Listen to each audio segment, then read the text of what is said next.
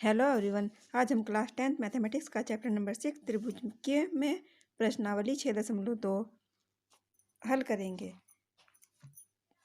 प्रश्न नंबर 4 तक हमने हल कर लिए हैं। प्रश्न नंबर 5 बढ़ते हैं। आकृति 6.20 में DE समांतर OQ और DF समांतर OR है। दर्शाइए कि EF समांतर QR है। ये हमें आकृति दी हुई है। PQR एक त्रिभुज दिया गया है। इसमें हमें सिद्ध करना है कि EF QR के समांतर है।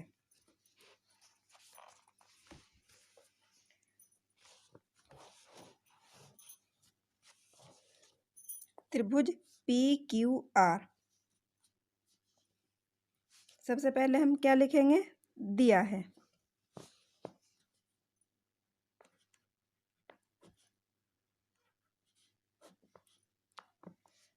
जो प्रश्न में दिया है वह सबसे पहले लिख लेंगे। DE समांतर OQ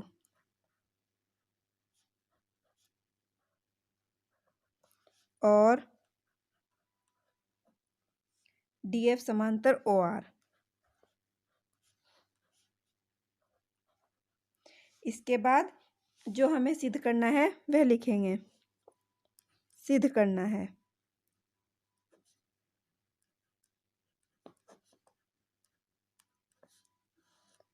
क्या सिद्ध करना है कि EF समांतर QR। EF समांतर है QR के। ये हमें सिद्ध करना है।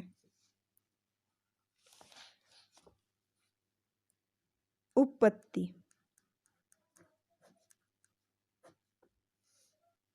उपपत्ति में सबसे पहले हम क्या कंडीशन लेंगे? जो हमें सबसे पहले दिया है कि DE समांतर है OQ। ये रेखा जो है DE वह OQ के समांतर है। तो त्रिभुज हमारा कौन सा बना? POQ। इस त्रिभुज में हम DE किस समांतर? OQ के है। रेखा जो हमें दिया है प्रश्न में वह लेंगे। चूंकि DE समांतर OQ है इसलिए त्रिभुज POQ में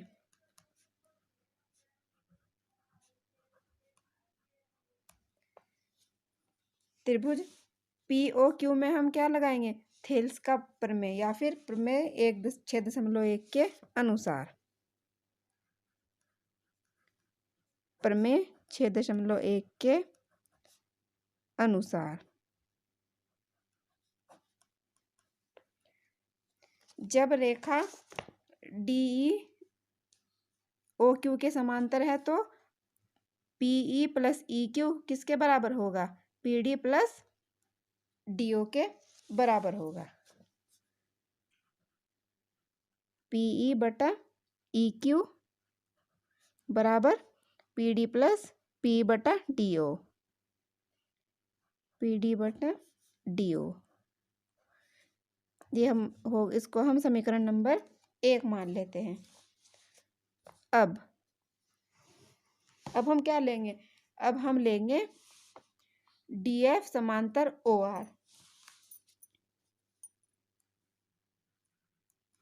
अब DF, चूंकि DF समांतर OR इसलिए ये जो रेखा है DF ये किसके समांतर है? ये समांतर है OR के। प्रश्न में दिया गया है। तो यहाँ पर कौन सा त्रिभुज बना? POR। ये त्रिभुज बना।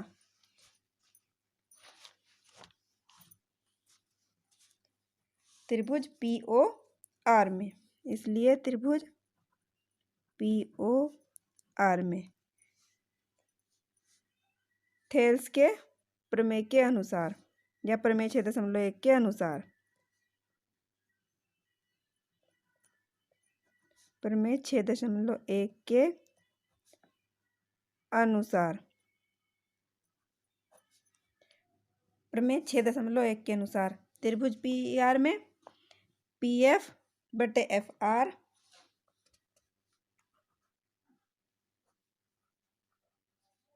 बराबर पी डी बटा डी ओ।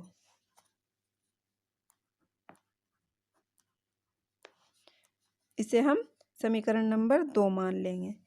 समीकरण 1 व 2 की तुलना करने पर समीकरण 1 व समीकरण 2 की तुलना करने पर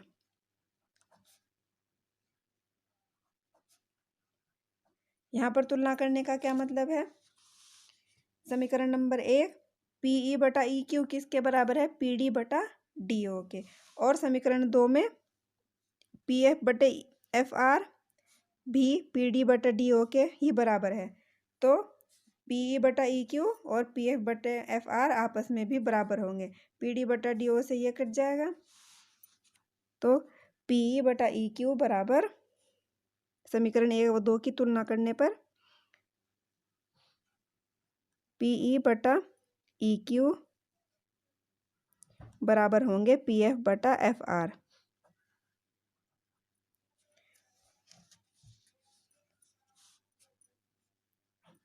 ये हमें सिद्ध क्या करना है? ये हमारा आ गया पी बटा ई क्यू का। इसका मतलब क्या हुआ कि पी बटा ई क्यू का अनुपात पी एफ बटा एफ आर के अनुपात के बराबर होगा। पी ई बटे ई क्यू का अनुपात पी एफ बटे एफ आर के अनुपात के बराबर होगा। जब ये अनुपात बराबर होंगे तो ई एफ क्यू आर के समांतर होगा। प्रमेय 6.1 के 6.2 के अनुसार यहाँ पर लिखेंगे प्रमेय 6.2 से। प्रमेय 6.2 क्या कहता है कि त्रिभुज की दो भुजाओं को समान अनुपात में विभाजित करने वाली रेखा तीसरी भुजा के समांतर होती है। इसलिए ई एफ क्या होगी? ई एफ क्यू आर के समांतर होगी। यहाँ पर ये सब लिखेंगे कि त्रिभुज की दो भुजाओं को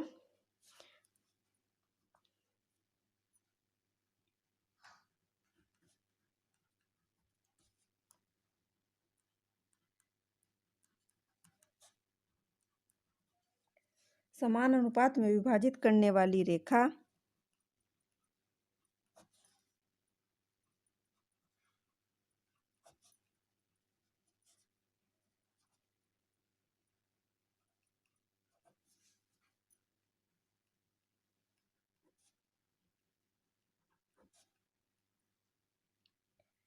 तीसरी भुजा के समांतर होती है।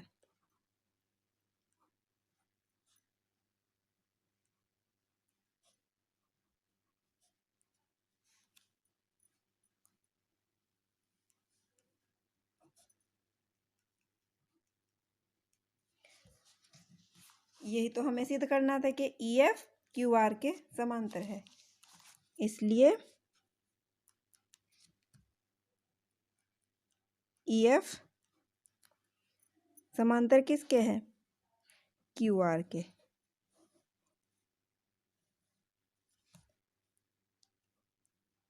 Hence proved. यही तो सिद्ध करना था। प्रश्न नंबर 6 आकृति 6.21 में क्रमशः O P O Q O R और ओ आर पर स्थित बिंदु ए बी सी हैं। इस प्रकार है कि ए बी समांतर पी क्यू और ए सी समांतर पी आर है। दर्शाइए कि बी सी समांतर क्यू आर है। इसमें हमें सिद्ध करना है कि बी सी क्यू आर के समांतर है। सेम ऐसा ही प्रश्न है जैसा प्रश्न नंबर 5 था, उसी की तरह ये भी हल करेंगे। प्रश्न नंबर 6 में एक त्रिभुज दिया हुआ है पी क्यू आर और ए बी सी। सबसे पहले जो दिया है वह हम यहाँ पर लिखेंगे। दिया है ए बी समांतर पी क्यू, ए बी समांतर पी क्यू,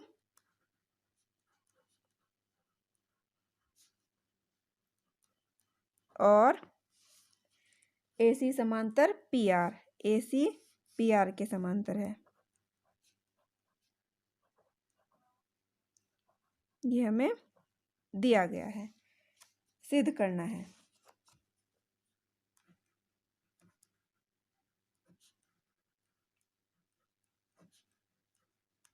क्या सिद्ध करना है कि BC QR के समांतर है, ये हमें सिद्ध करना है।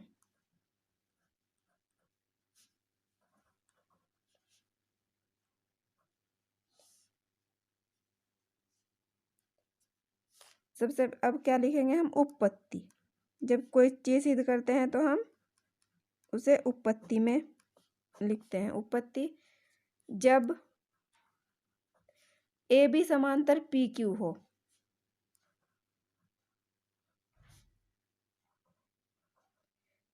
जो सबसे पहले कंडीशन दी हुई है कि AB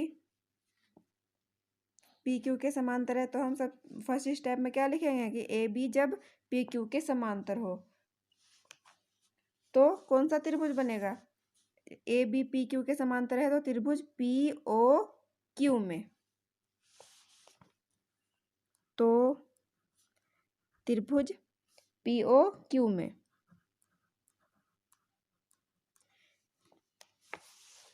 त्रिभुज POQ में PA बटे AO किसके बराबर होगा?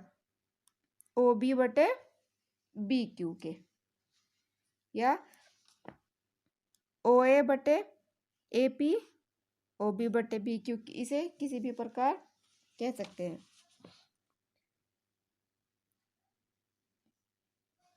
OA बटे AP बराबर,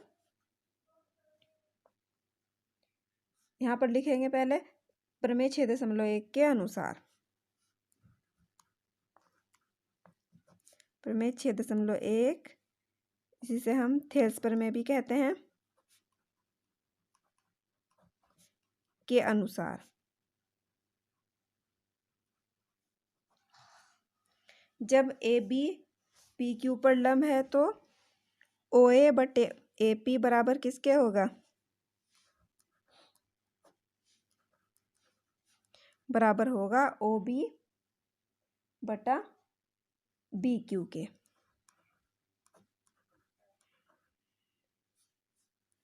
ये हमारी हो गई समीकरण नंबर 1, इसको हम मान लेते हैं।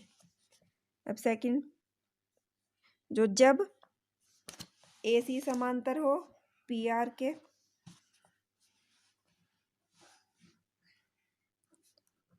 जब AC समांतर हो PR के, तो अब हमने क्या लिया कि AC PR के समांतर है, तो यहाँ पर त्रिभुज बना POR, तो त्रिभुज POR में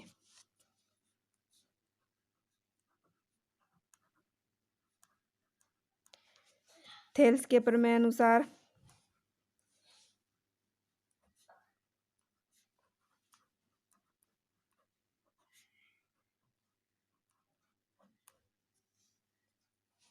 OA बटे AP बराबर किसके होगा?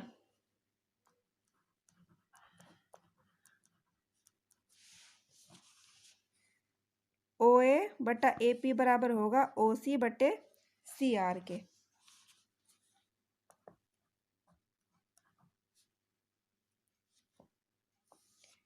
इसको हम समीकरण नंबर 2 मान लेंगे, जैसे प्रश्न नंबर 5 में किया था दोनों समीकरण की तुलना करने पर।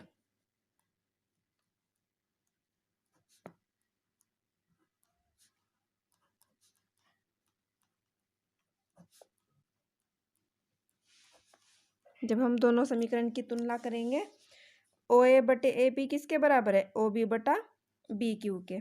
इसी प्रकार OA बटे AP यहाँ पर किसके बराबर है? OC बटा CR के। जब दोनों ये OB बटा BQ और OC बटा CR दोनों ही OA बटा AP के बराबर है, तो ये दोनों आपस में भी इन दोनों का अनुपात बराबर ही होगा। OB बटा BQ बराबर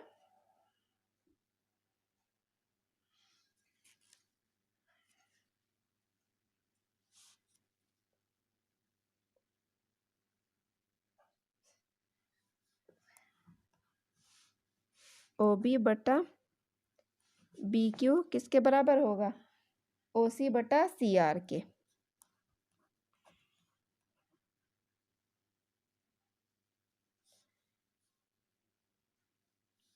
यहाँ पर हम क्या देखेंगे? ये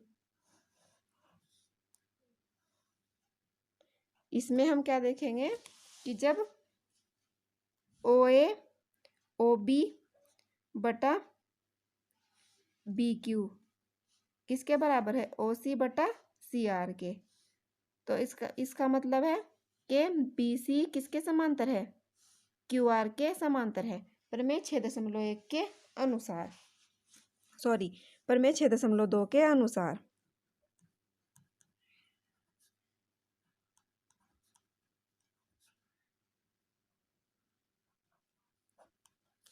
जब OB बटा BQ का अनुपात OC और CR के अनुपात के बराबर है तो BC किसके समांतर होगी? OR के। BC समांतर OR के। यही सिद्ध करना था।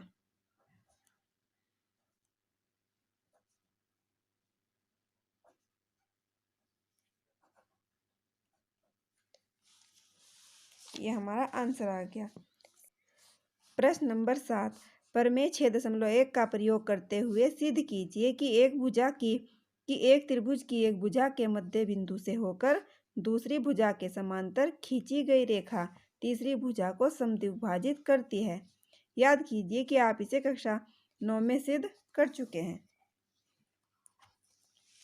यहाँ पर क्या करना है हमें? सबसे पहले एक त्रिभुज बना लेना है।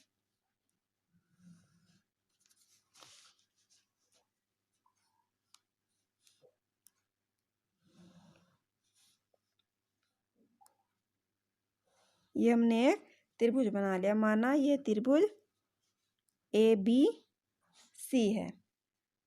इसमें हमें क्या करना है? एक रेखा खींचनी है DE। दिया है, सबसे पहले वही लिखेंगे, दिया है।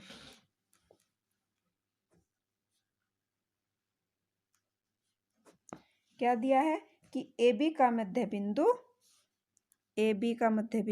D है।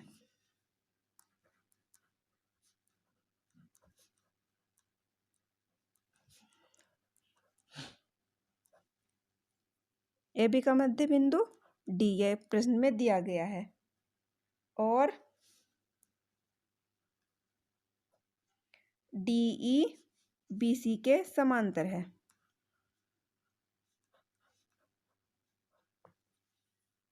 सिद्ध करना है।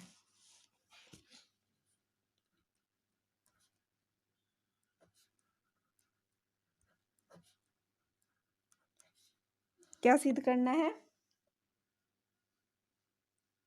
कि त्रिभुज की एक भुजा के मध्य बिंदु से होकर दूसरी भुजा के समांतर खींची गई रेखा तीसरी भुजा को समद्विभाजित करती है। यानी EAC का मध्य बिंदु है। हमें तीसरी भुजा को समद्विभाजित करती है, यानी AC का मध्य बिंदु E है। यह हमें सिद्ध करना है। AC का मध्य बिंदु क्या है? C है। अर्थात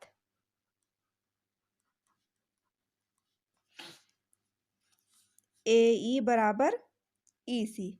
जब AC का मध्य बिंदु E होगा तो इसका क्या मतलब है? AE बराबर EC होगा। यही हमें सिद्ध करना है। अर्थात AE बराबर EC। उत्पत्ति।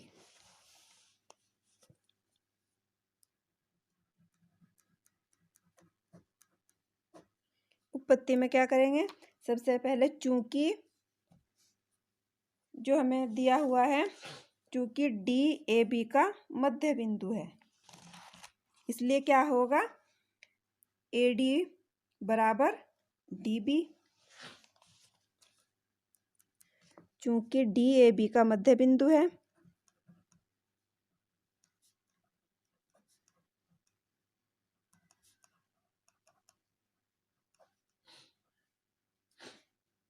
इसलिए ए डी बराबर डी बी।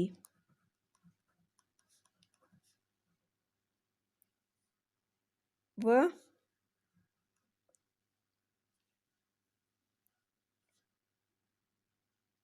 डीई बराबर किसके होगा, डीई बराबर होगा बीसी के।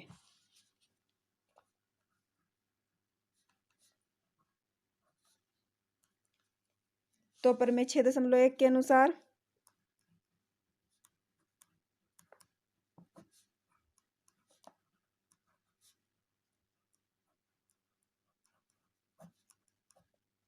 प्रमेय 6.1 के अनुसार एडी बटा डी बी बराबर किसके होगा, एडी बटा डी बी जब डीई बी सी के समांतर है, सॉरी यहाँ पर ये डीई बी सी के समांतर दिया गया है। जब डीई बी सी के समांतर है तो ए डी बटा डी बी किसके बराबर होगा, ए ई बटा ई सी के बराबर होगा।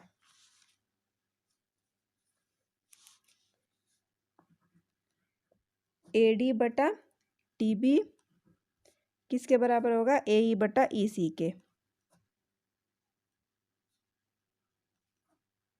इसी के समांतर होगा। और ए डी बटा डी बी, डी क्या है, ए का, ए बी का मध्य बिंदु है तो ई भी ए सी का मध्य बिंदु ही होगा, इसलिए ए ई बराबर ई सी।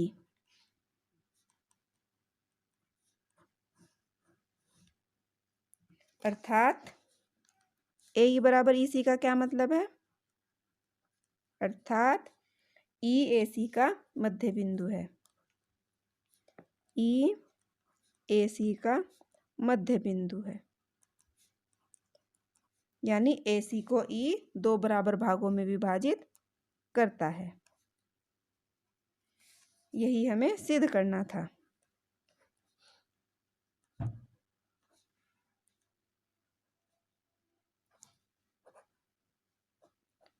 प्रश्न नंबर 7 हमारा सॉल्व हो गया। अगर आपको वीडियो अच्छी लगी हो तो वीडियो को लाइक करना, शेयर करना और चैनल को सब्सक्राइब करना मत भूलना।